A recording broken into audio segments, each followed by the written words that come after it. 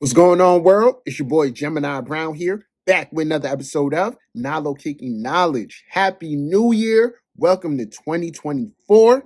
Today, we'll be discussing how you can win in 2024. So, let's get into it.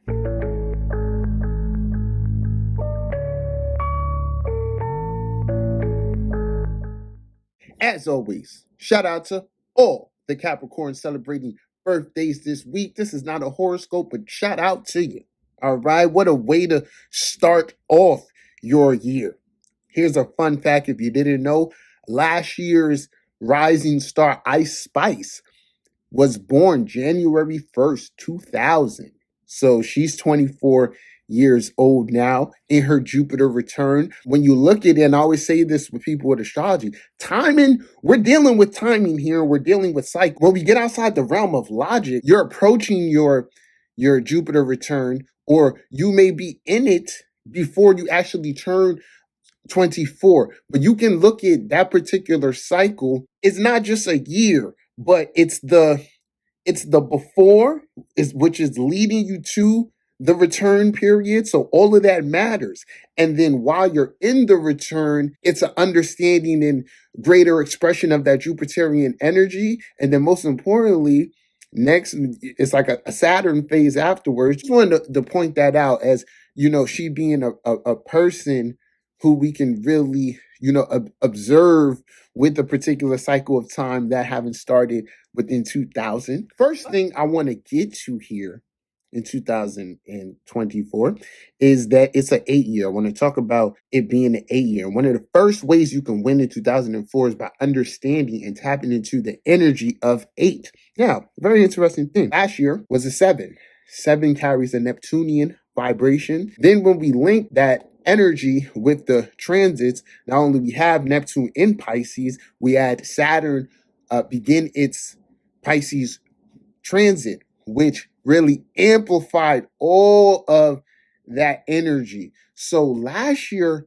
was indeed a year of becoming detached. At the same time, we're at the 29th degree of Pluto here in Cap, set to go into Aquarius and never return. So there's a heightening of that Capricorn expression, which we can associate a certain level of selfishness with, but like a necessary selfishness, a seriousness about life, which may take us away from others. So all in all, I think 2023 was a confusing year in regards to how we all related to one another, because we're all in the process of growing, and how we deal with what we got to deal with, we go about that in different ways. The next part of that Neptunian influence is illusion, things not being what they seem. Also within that is going to be truth. So things that kind of force you to acknowledge what you may not want to, a hard truth that could seem illusionary, right? So we had that. We had a lot of celebrities having scandals and things coming to light. At the same time, within those deeper truths, a need to know what you know more, go within more, honor what you know more. As much as you may have wanted to withdraw, there could have been difficulty within doing so. Last thing I say about last year is that, like I said, it was confusing. Things necessarily weren't what they seemed. On a more collective scale, if you found yourself comparing your life, your achievements too much to others, it was more of a drawback, because in reality, how you are viewing it, you may not have been giving yourself enough credit. You may not necessarily been viewing the thing correctly, because it's like everything that glitters isn't gold. And the best way to make sense of this in one facet is just to look at the world of celebrity and ask yourself, is that worth that? Simply. Now, this year, 2024 and 8. 8 for me, I always think of infinity. This thing just keeps on going, right? It's cycles. I also think of power, and 8 is associated with Saturn. So this year we're dealing with a certain layer of reality, and that can fall into the lines of being karmic, but it's really about how you're dealing with the karma.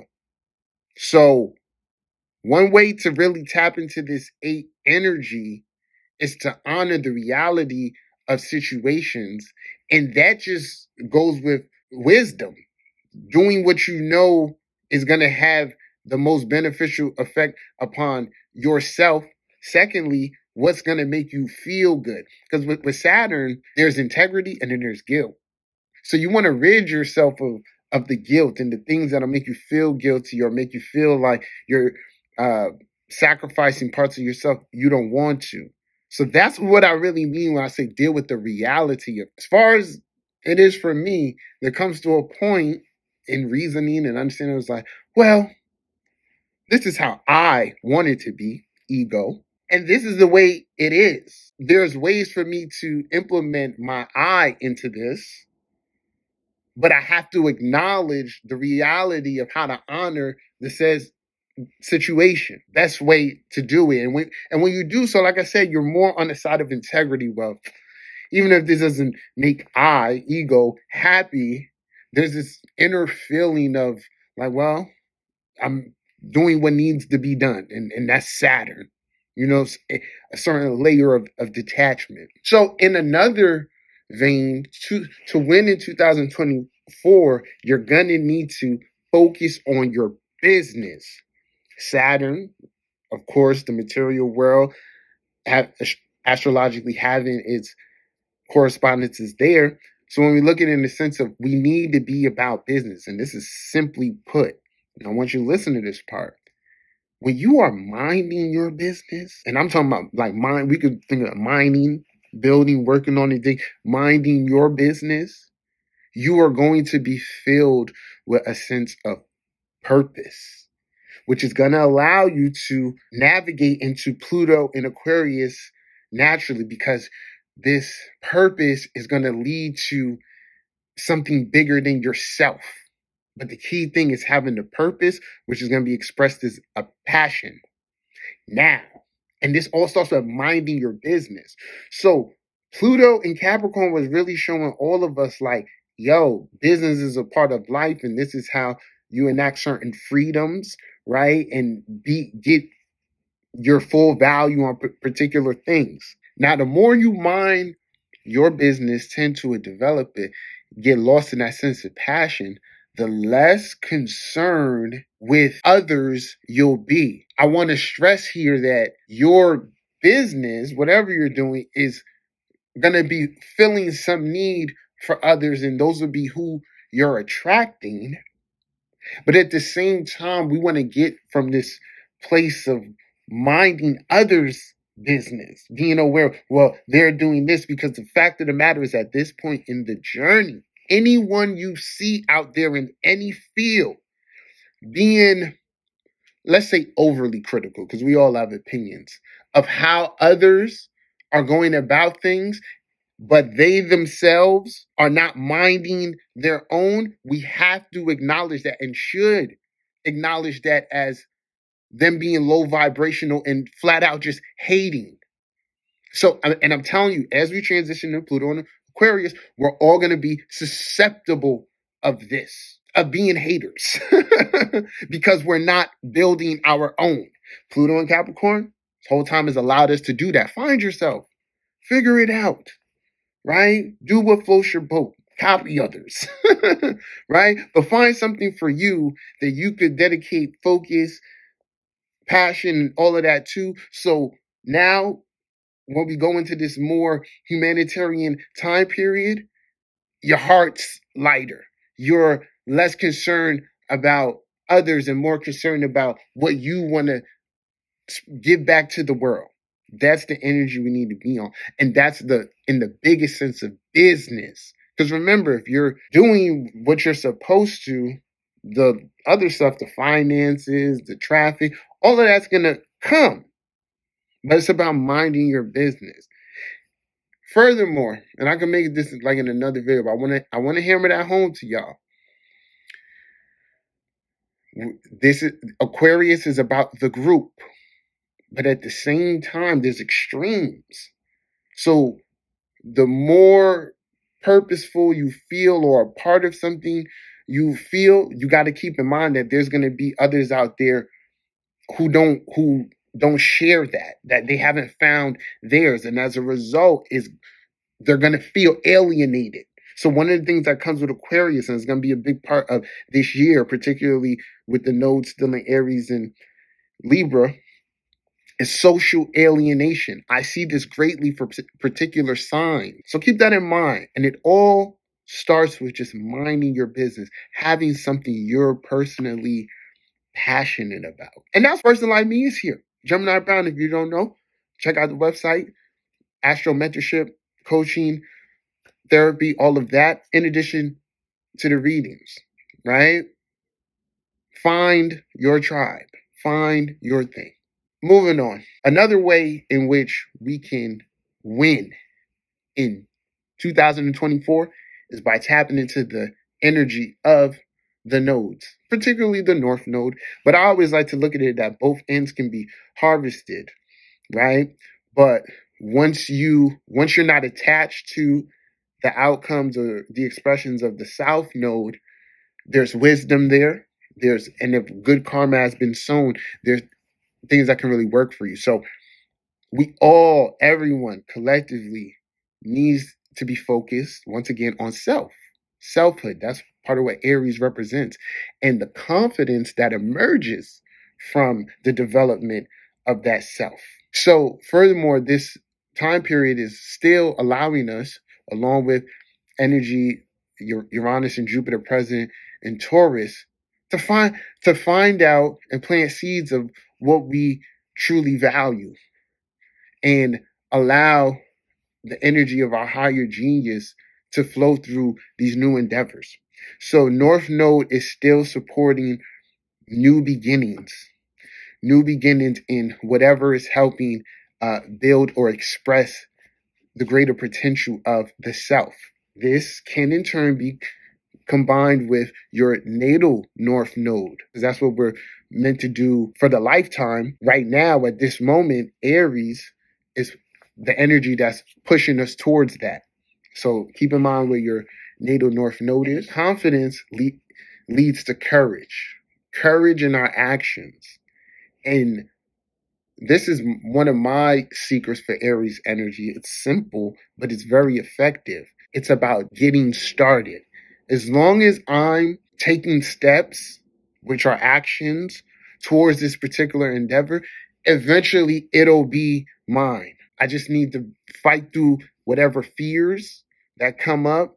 And by doing so, I'm cultivating courage. On the South Node end, the more you express this, your desire to win, your desire to be yourself, the more others are going to be attracted to that.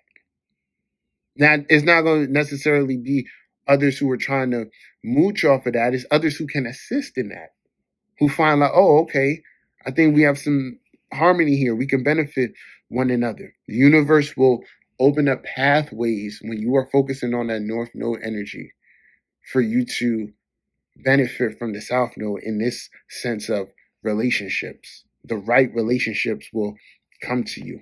Now, one of the ways we can win in 2024 is through establishing the correct rhythms. For me, rhythm relates greatly to the number 8. Now, I encourage you to sit with the symbol, meditate on it a bit, and see what comes to mind. Secondly, rhythm is a universal law. What we're all seeking to do this year is establish rhythms that allow for greater momentum, which facilitates our energy in more conducive ways. Now, relating this to modality, cardinal signs, you want to establish new rhythms in areas of life pertaining, let's say, to like career, home life, a relationship. But the key thing is about what it's replacing. So for cardinal signs, I see a need to end cycles of complacency because rhythmically it's too familiar. It's like past the point of being productive anymore. Fixed signs, I feel like, have the most to gain from this rhythm. And what they're replacing is habits, ways of being, ideologies that are long overdue. If I can give you an example, I'll give you a funny example. Let's say a Muslim trying pork for the first time. That may be extreme, but I want to give you the picture of just like, oh, I've held this long standing belief or way of being, and maybe it's really not that serious. So fixed signs, if you have a predominantly fixed energy, you'll really want to sit with that and think like, okay, what can I get rid of that is going to allow for me to get into this greater rhythm, right? Of being, and that's going to be related to the things I mentioned before. Mutable signs, your rhythm is more of a comfort, but for some, if you have yet to really tap into this, it's a learning process, and that's about movement.